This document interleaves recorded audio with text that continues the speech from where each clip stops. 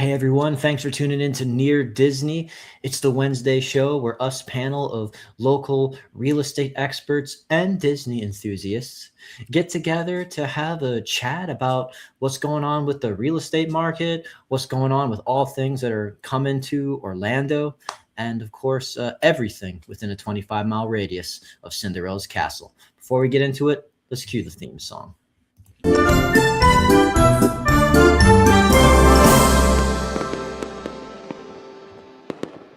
All right, fireworks are popping. Right. We're not stopping. I appreciate everyone tuning in. If you're catching the live portion, if you're catching the replay, hey as well. So let's just introduce ourselves real quick for anyone in our respective Brady Bunch squares. And of course, this is all about engagement. You're welcome to just reach out to us in the chat or with our phone numbers at any time if you have questions about what we're talking about, just the real estate market. I'm Elijah Lewis with Florida in Motion Realty on Near Disney. They call me the Prince of Real Estate. And I'll throw this over to the square next to me. Hi, I'm Sue Koptiev with Florida in Motion Realty, and they call me Aurora. And we say hello and welcome tonight. And then down below. Hey everyone, Virginia Carlson, also with Florida in Motion Realty, and here on Near Disney, I am Cinderella, and we're happy to have you here with us on our Wednesday show. Yeah. Awesome. Definitely say hi to us in the chat. We'd love to know where you're watching from. So with that out of the way, I think we'll just jump into our first. We like to always start with something fun. Here's an announcement from Disney. Disney World introduces half-day park tickets for summer 2026. That is a bit of a relief there on pricing, especially if your schedule is such where you can't just get there at 8 a.m. in the morning and just juice every minute of fun in your day. So you leave at 9 p.m. or something. You can. It's a little price. God bless you. Thank you. A grand admission to a single theme park each day after 2 p.m. Visitors will have the opportunity to choose from 2-day and 3-day tickets, and park reservations will not be required. Ticket will be effective from May 26th to July 29th and must be used within 4 days of your chosen date. Basically, 2-day tickets start at $118, and the 3-day tickets start at $116. So basically the ticket is valid for admission to one theme park each day after 2 p.m. So if you just kind of just want to just check out like Epcot's Food and Wine Festival or just something like or something like that, just check or their restaurant offerings, or just walk around the world, catch a ride or two. You don't have to just be smacked with like that whole full day admission. And I do think that's cool. Yeah, I think it's going to go over really, really well. Really well. I do like how Universal has that like free parking after 6 p.m. thing. That especially if you want to. I went to a concert at Universal City Walk, like the Hard Rock, the other night, and so that was cool just to drive in and not get like smashed with like a $30-$40 just to park. Right. That's good. Yeah, that helps. And that's another great thing about like annual passes is it's just like even just to go to City Walk, it's going to be like $35 a pop to like park, and that adds up to sounds like, oh gosh, I could have just paid for a pass, and then after so many visits, free parking, right? Yeah, exactly. Just also rolling in, I just wanted to say we got an article here reported from Click Orlando that's going over like improvements making their way to Lake Eola Park, the downtown beautiful area of where the swan boats you can take. Oh no, I thought I already escaped the ad. Say no, you waited too long. But of course we've all seen the swan boats and stuff. Yeah. So basically a relocated swan boat marina, is trying to get rid of the congestion near the restaurant. And of course, expanding the amphitheater to a new shaded canopy to be added to protect performers and audience members from direct sun. We're getting to those months where that is a real factor. Just it doesn't take long. It doesn't take long to get a tan. I was just out by the pool for a bit the other day, and it really already affected my hue. Yes. Updated restrooms. People will love to hear that. East and west sides. Sorry. I'm a bit of a goofball. I am still a professional. Yes. New family zone and playground expansions, wider sidewalks. Well, that would be great for pedestrian access and comfort. A lot of people love to walk Lake Eola. Renewed water system for clean water and improved lake clearness. It is a beautiful lake. And more shading in the amphitheater area. So we'll keep you posted on when that actually manifests and the timeline on that. But it's great to see people getting excited about this, like a $60 million Lake Eola Park renovation now in motion. Great. But just kind of about it's all those things like Lake Eola, like Universal, like Celebration and such that contribute to making Florida one of the most attractive states to move to and to retire in, which is why I want to throw it over to this article that you found, Sue, about where we stand. Yeah, we keep, Florida keeps coming in highly ranked on a lot of different articles from a lot of different sources. I liked the depth that this one went into. So it came back with the top 3 states are Florida, Wyoming, and South Dakota. Okay, Florida ranked second as far as retirement benefits, lower taxes, no income tax, no inheritance tax. What else did we have as far as a lot of them have a lot of areas have lower property taxes. So, but they ranked the states based on affordability, quality of life, and healthcare. And so that's how they ran this study. And it was really interesting to me to see that they also, we were the only state that came in having as much sunshine as we do and not any harsh winters. But again, that was one of the themes was outdoor living. And Florida obviously is going to rank number 1 in outdoor living because we have so many more months than the rest of the states as far as being able to be outside. What I did like was they also went through and talked about the different things that you can do in Florida outdoors, obviously the parks, we talk about that all the time, but they highlighted, we have 11 national parks and you can do anything from canoe tours, which just gets you into wildlife and, do the Everglades tour, get on one of the fan boats and do that. That is so much fun. And it's so, so relaxing. There is a lot of people have, people build outdoor kitchens or buy homes with outdoor kitchens because you can cook outdoors, most of the time. And the last thing I wanted to bring up for all of you fishermen out there is Florida has both freshwater and saltwater fishing. License costs. Yeah. License costs for Wyoming, $27 annually, not that big of a deal. South Dakota is $17 annually for retirees, but Florida has no cost for fishing license. You just have to make sure that you are carrying proof of age and residency. So, and I think, most of us are carrying at least a Florida driver's license or a Florida ID card.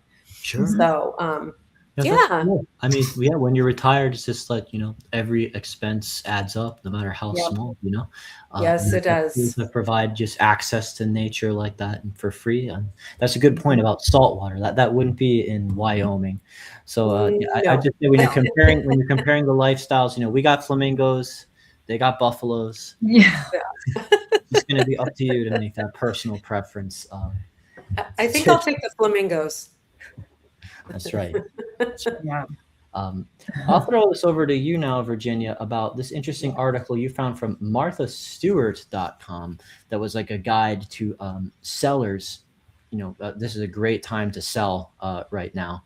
And of course, as we have that consultation meeting for you about what are we going to do to make this thing sell as fast as possible, get as many showings as possible. It's talking about what not to update or fix before selling your house. That'll be music to a lot of sellers.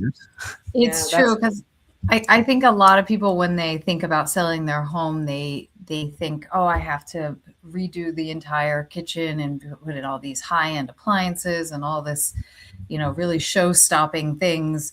But in reality, those are not going to get you a good return on your investment when you're selling your home. And there's other things that you could definitely do that are going to cost a significantly less amount of money, but you still have a huge impact on potential buyers when they come in the house.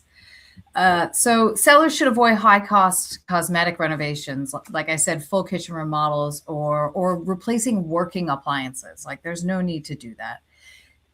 Instead, focus on critical repairs, which are great. Always deep cleaning every room or staging the home properly, or just maybe decluttering if you're not going to, have staging furniture. And if you're still living there, just decluttering those things. Minor updates like fresh paint to increase the appeal to buyers. So I wanted to go over some of the things that are high ROI exterior improvements. And we've talked about these things before, but I really do think it's important for sellers to understand, like, there's things that you can do that are going to be worth more than other things. So the what is consistently ranked as the number one improvement for ROI is garage door replacement. That is a huge one. You're going to get back like almost 300% of the cost. For some reason, the garage door is something that, if it needs to be replaced, is definitely worth doing. Landscaping basics outside. So again, these are exterior improvements. Simple maintenance like fresh mulch or trimming the hedges, just making it look really beautiful on the outside. Definitely improve the value. Pressure washing, that makes a huge difference. I just had my house pressure washed outside, and it looks like all shiny and bright, and it just really does make a difference, especially down here in Florida. We get a lot of rain, and so that can create kind of mold or just make the sidewalks look dingy after a while. And so the pressure washing definitely helps, and it's not that expensive, but it adds a huge difference when you approach the house if it's been pressure washed. So some cost-effective interior updates, like I said, interior painting, kitchen refresh, not a full remodel, but maybe repainting the cabinets or replacing the hardware, refinishing the hardwood floors maybe, and then maybe putting in some modern fixtures, like updating outdated light fixtures or faucets, just easy things that you can definitely bring up. And then you can also go as far as to do some energy efficient and smart upgrades, maybe some smart home technology or insulation up in the attic, just things like that aren't going to cost you a lot, but people will really appreciate, and you'll get a much better return on that investment. So it's just some things to think about. Yeah, not to pigeonhole people, but I do see oftentimes in showings, it's like the woman will go right to the kitchen to see how it feels at home for her. The man will go right to the garage. And it's just like, if you got those two places with a good vibe, that's cool. It was saying like, don't maybe bother to fix your driveway. I would agree. Like, that doesn't really dock people on the inspection report too badly. I will point out that, like, if it's really ugly, it could be a differentiator point if most everything else in your house is good, and all your other neighbors in that community that are selling have like really beat up driveways. You could maybe just like have that addressed, and then just say like, hey, and by the way, I have a really nice driveway, and they'll mentally compare that to everything else they saw. Like, oh yeah, you're right. Because it's one of those things no one likes to inherit a cracked driveway with weeds growing in it. I know. I mean, it's definitely on a case-by-case basis, but yeah, I mean, if you see something that you can improve easily, that'll make your house elevated next to your neighbors. Yeah, for sure. We want to save you money, like especially appliances. Sometimes they don't all break in unison. They break one by one, and so you'll have that one. Yeah. Everything will be stainless steel except that one that stayed strong, and it'll stand out like a sore thumb in the kitchen. Yeah, Like maybe don't replace it, but then emphasize that there's a credit for replacing it if it comes up, because everyone has their own opinion on the refrigerator, right? Some people want that ice maker. Some people want that the bottom drawer for the freezer. Right. Some people side by like side. the smart TV in the fridge somehow. I know. Yeah. I was showing someone a home with a really nice fridge the other day, and then they were complaining. It's like, oh, it doesn't have that little compartment in the front where you put your drinks and your condiments, And I was like, oh, I get you're right. It does not have that, but has everything else. But so yeah, I mean, definitely that's a very personal thing. So if you avoid updating it yourself if you don't have to. Exactly. Yeah.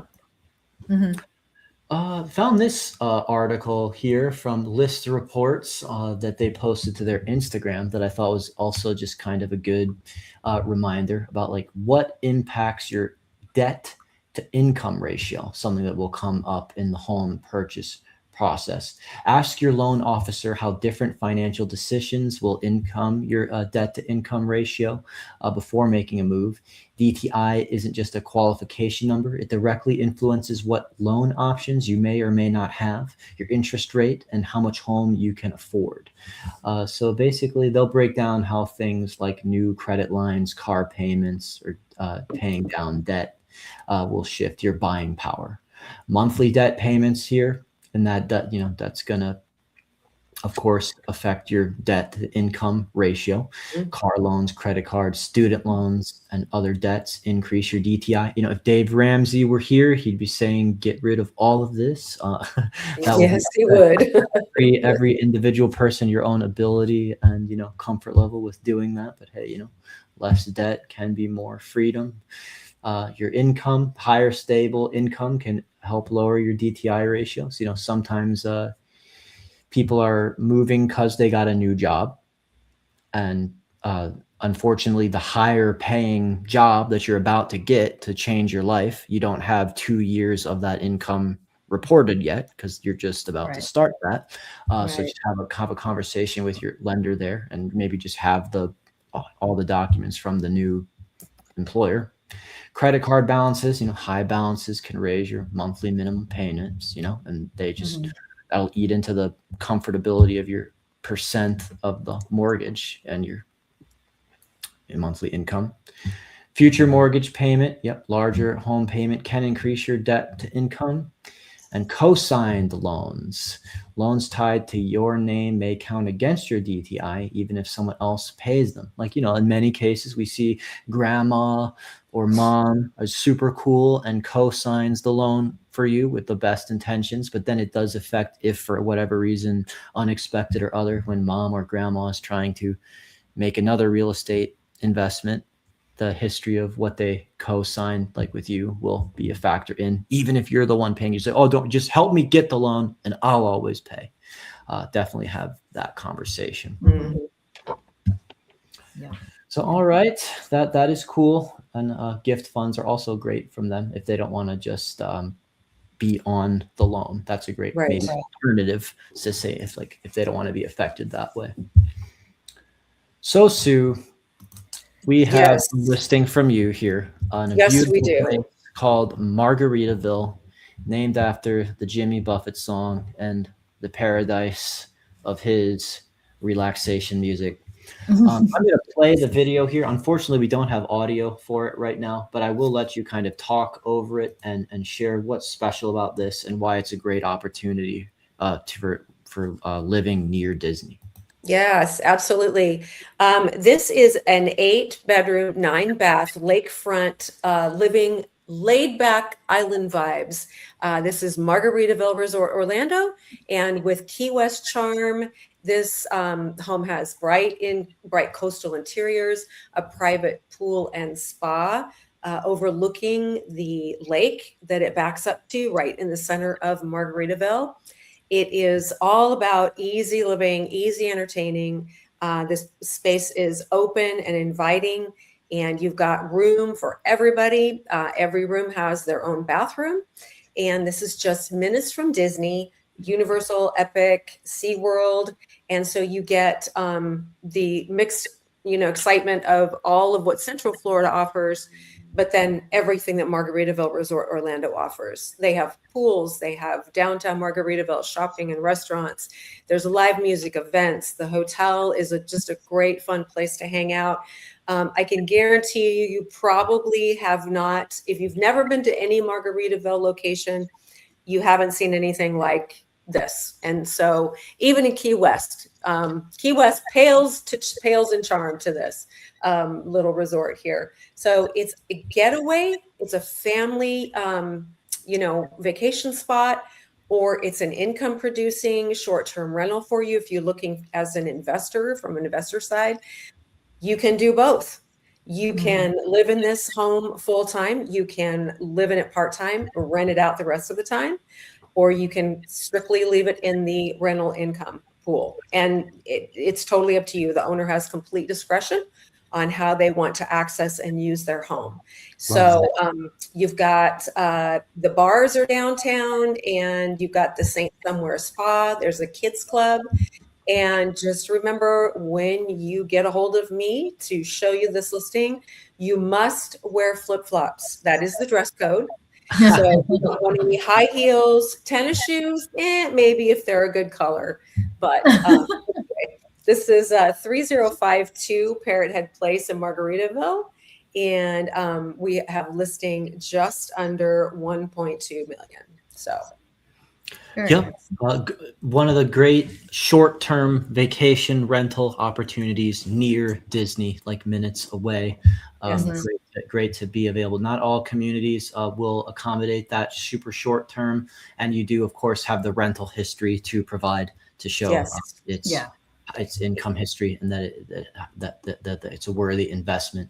This photo shoot just happened to occur during the freeze that happened. So things right after the freeze, yes. But yeah, this should be all restored to beautiful, lush greenery. They definitely look better now.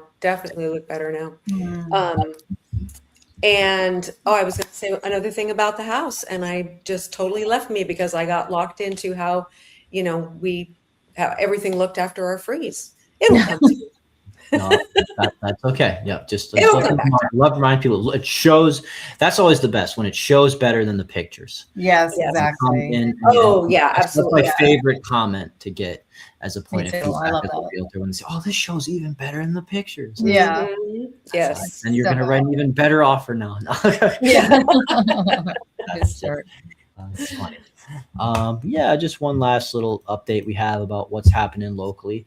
Lifetime debuts first athletic country club in Orlando market with opening of Lifetime Winter Park on April 24th. So that's just occurred.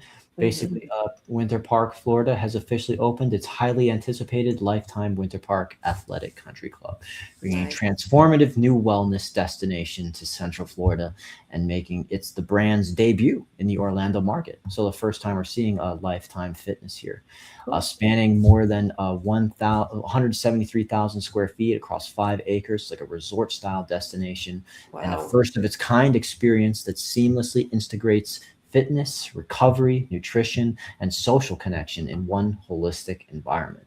So this is beautiful. It's like an Olympic swimming pool, it seems. So basically, as it comes as demand for more comprehensive wellness experiences continue to accelerate nationwide, and we have a really comprehensive, interesting wellness, fitness center coming to downtown Celebrations is about to open as well. Some really interesting a kind of martial arts fitness is coming to that to replace the old movie theater. But basically 81 million Americans now belong to a fitness facility, reflecting a broader shift toward health. So we love to see it. So what's going to be part of this? Fitness. What does that even mean? 13 pickleball courts, beach club experience, full service life spa, life cafe, lounge, dedicated work club lounge, robust kids academy, fitness floor with state-of-the-art cardio and strength-based equipment, signature training programs and studios. Basically, fancy programs like GTX Alpha, Ultra Fit, CTR Reformer. I assume I gotta get hip to my own fitness here. And of course, rejuvenation suites.